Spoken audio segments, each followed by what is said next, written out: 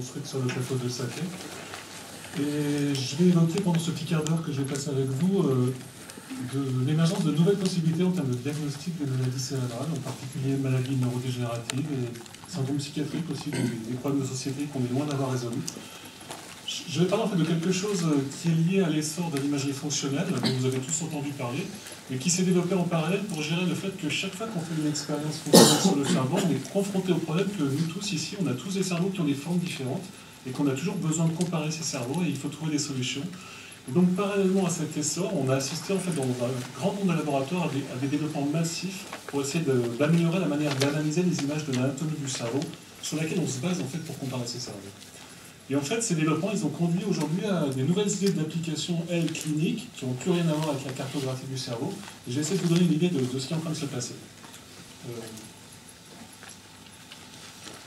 Alors en fait, je dirais qu'il y a deux types de développements qui sont arrivés. Des développements qui sont liés à une imagerie tout à fait standard, telle qu'on peut la pratiquer dans tous les hôpitaux. Vous avez tous vu des coupes d'IRM du cerveau anatomique, dans laquelle on voit les différents types de tissus, et qui traditionnellement permettent de localiser par exemple les tumeurs.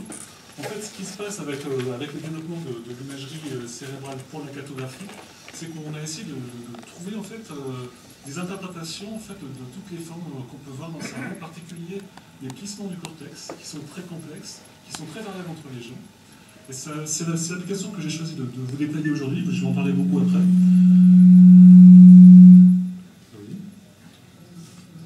Et on peut imaginer que, par exemple, dans ces plissements se cache la signature de certaines maladies développementales, des choses qui se manifestent très tôt in utero pendant que le cortex se développe. Il y a un autre type d'imagerie dont je ne vais pas parler aujourd'hui, qui est peut-être encore plus excitant, c'est l'imagerie de diffusion. Donc c'est une imagerie qui s'appuie sur le fait que les molécules d'eau, qui sont bien sûr animées d'un mouvement brownien dans le cerveau, comme dans n'importe quel milieu, en fait, elles sont perturbées par les tissus biologiques, ce qui fait que dans le câblage du cerveau, ce qu'on appelle les axones, l'eau, en fait, est beaucoup plus mobile dans la direction des axones que dans les directions transversales. En fait, on met à profit cette propriété aujourd'hui pour cartographier les grands faisceaux de fibres qui permettent à différentes parties du cerveau de communiquer. Et il se trouve que même en dissection, on n'est pas capable de mettre en évidence ces faisceaux de fibres. Donc en fait, le câblage du cerveau humain n'est pas connu aujourd'hui.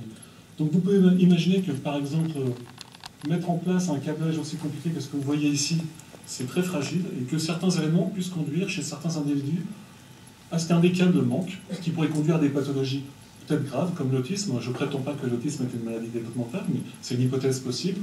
Ou moins grave, je ne sais pas, une dyslexie, quelque chose comme ça. Donc il y a un petit peu l'espoir aujourd'hui que dans ce fouillis de faisceaux qui ressemble à un gros plat de spaghettis, on puisse trouver des anomalies spécifiques de certaines pathologies.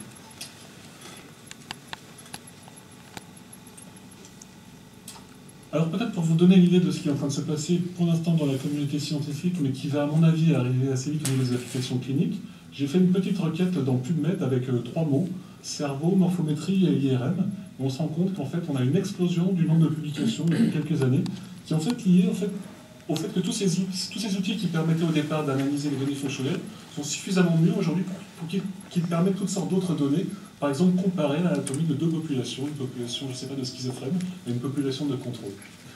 Alors bien sûr, c'est la deuxième fois dans l'histoire de l'humanité qu'on a cette espèce d'intérêt pour les formes du cerveau. Et il y a un passé peu glorieux qui s'appelle la phrénologie, c'était il y a 200 ans, où des gens avaient subodoré que le cerveau n'était pas une entité qui fonctionne globalement, mais qui était subdivisée en sous-entités. Mais là où ils avaient complètement déliré, c'est qu'ils imaginaient qu'il y avait l'ère du sens de la famille ou l'ère de la criminalité. Et puis ils avaient été jusqu'à penser que les formes du cerveau puissent s'imprimer sur le crâne et qu'on puisse diagnostiquer un certain nombre de choses en palpant les formes du crâne. Ça a même laissé des traces dans le français, la bosse des maths, ça vient de là. Alors bien sûr, ça a aussi laissé des traces nauséabondes dans l'histoire, ce qui fait qu'aujourd'hui, se dire qu'on est capable de comprendre des choses sur les gens juste par rapport aux formes de leur cerveau, elle fait un peu peur, mais c'est en train d'arriver. Je peux même vous dire qu'il commence à y avoir des startups qui naissent aux États-Unis, des chasseurs de tête qui prétendent qu'ils vont vous aider à embaucher les bonnes personnes en faisant une image de leur cerveau. Alors pourquoi il se passe ça? Je vous ai dit que les cerveaux ils sont tous différents. Il y a 6 milliards de cerveaux sur la planète et ils sont tous différents. Et pour vous donner une illustration, j'ai choisi 3 cerveaux pas trop pathologiques. Il y a le mien et 2 de mes collègues. Et je vais vous laisser 10 secondes pour essayer de voir si vous trouvez qu'il y a un air de famille, si on peut se dire que le cerveau humain...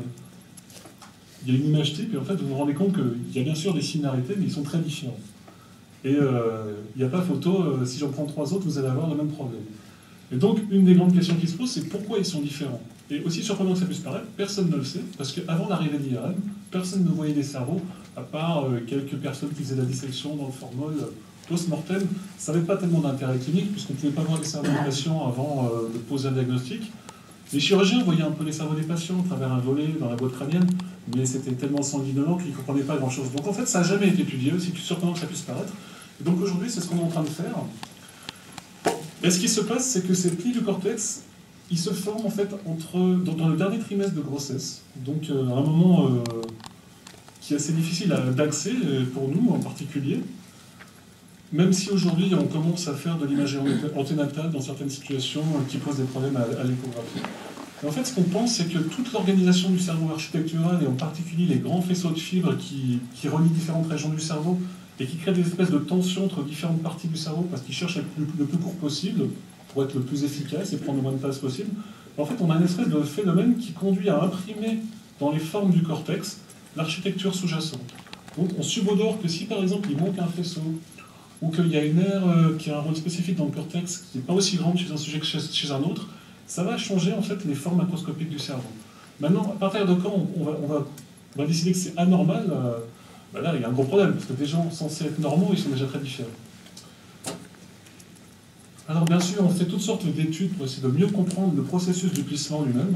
Donc je vous ai dit tout à l'heure qu'aujourd'hui, dans certaines situations cliniques, on fait l'imagerie anténatale, c'est pas pour nous faire plaisir à nous, c'est parce que ça permet de poser certains diagnostics. Et en se battant un peu, on commence à réussir à reconstruire en 3 dimensions la forme des cortex des fœtus à différents âges. Et puis dans d'autres situations, peut-être que vous êtes conscient qu'aujourd'hui on est capable de sauver des très grands prématurés qui naissent avant 6 mois de grossesse. Et donc là aussi, pour essayer d'étudier les conséquences de cette grande prématurité, les gens font des IRM à la naissance, et aussi à l'équivalent terme, pour essayer de voir s'il y a des différences entre ces bébés et des bébés standards. Et donc en fait, on commence à reconstruire la forme du cerveau et à voir comment se passe ce processus, pour essayer de comprendre pourquoi il y a des choses variables. Mais il y a aussi la simulation qui intervient ici, parce qu'en fait, on pense que la manière de trouver un semblant de similarité entre ces formes très très complexes que je vous ai montrées précédemment, c'est d'essayer de remonter le temps, de prendre un cerveau adulte, comme mon cerveau ou le vôtre, et essayer de voir à quoi il ressemblait pendant les derniers mois de grossesse, avec des méthodes de simulation numérique, dont je ne vais pas rentrer dans les détails. Donc on est capable de remonter le temps et de voir si dans les premiers endroits où le cortex se plisse, on ne trouve pas des choses qui sont relativement anormales par rapport à ce qu'on peut voir de façon standard. Alors ça, c'est surtout pour des besoins de recherche, de compréhension de tout ça, et ça nous permet d'avancer aussi dans la manière dont on identifie ces plissements, pour pouvoir faire des choses un petit peu quantifiables, qui permettent justement de poser d'éventuels diagnostics. Alors si on le fait avec les moyens du bord, qu'on propose à un des quelques anatomistes qui connaissent ces choses, de dessiner un certain nombre de structures pour qu'on puisse les mesurer, voir si par hasard il n'y a pas une structure qui est plus petite dans certaines maladies, c'est ingérable, c'est un boulot pharaonique. Il faut avoir toute une abbaye de moines pour faire ce genre d'études, donc personne ne l'a jamais fait. Et donc en fait, ce qu'on a développé ces 15 dernières années, c'est en fait un neuroanatomiste artificiel. Donc bien sûr, l'intelligence artificielle, ça n'a jamais donné grand-chose, sauf dans des niches très spécifiques. Et nous, on pense que l'interprétation des images du cerveau, c'est une telle niche, parce qu'en fait, la nature nous a pas...